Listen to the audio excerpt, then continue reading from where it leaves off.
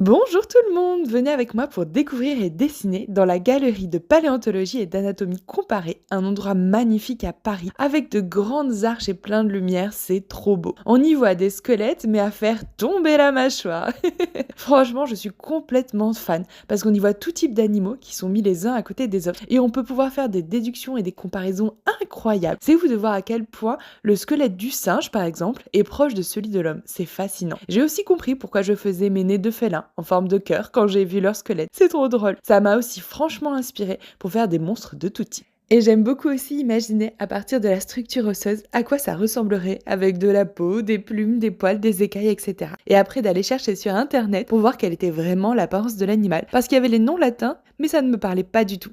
Et j'étais souvent complètement à l'ouest. C'était vraiment très très drôle. Là par exemple, j'ai une fascination pour ces crânes immenses et tout troués, avec ma petite trypophobie qui me dégoûte, mais fascinant à regarder. Auriez-vous deviné que ce sont des crânes de morses? Je trouve ça incroyable. J'aurais jamais imaginé ça comme ça. Et un autre truc que je trouve aussi fantastique dans cette galerie, c'est de pouvoir voir le giganticisme de ces squelettes. De se comparer nous-mêmes avec la taille par exemple de ces squelettes de baleines, c'est ouf, c'est si grand! Je voulais trop vous parler aussi de ces petits squelettes de grenouilles parce que moi ça m'inspire incroyablement.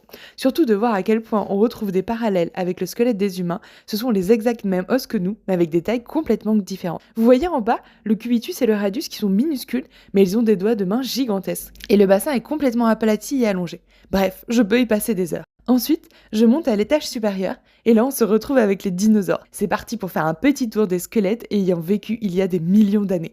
Je trouve ça incroyable d'avoir la chance de voir des choses si anciennes en vrai. L'heure de la fermeture était déjà là. Je me suis posée vite pour dessiner un petit peu. Il me restait top chrono 10 minutes. Et c'est parti pour ce grand dinosaure que je trouvais fort sympathique avec ses petits bras qui me font bien évidemment penser à Attila, mon chinchilla. J'ai un petit peu galéré à le mettre dans mon carnet parce que le dinosaure était très très grand et mon carnet très très petit. Un petit peu compliqué, mais j'ai bien réussi. Tadam! J'aime tellement cette ambiance de fin de journée, type un petit peu cabinet de curiosité. Ça me parle complètement. Ensuite, petit tour pour aller se remplir le ventre. Je suis passée à Cloud Cake au Sentier pour prendre une bonne boisson et un bon gâteau. Ça fait du bien au ventre et en plus j'ai pu retrouver une amie avec qui on a papoté et ça fait du bien à l'âme.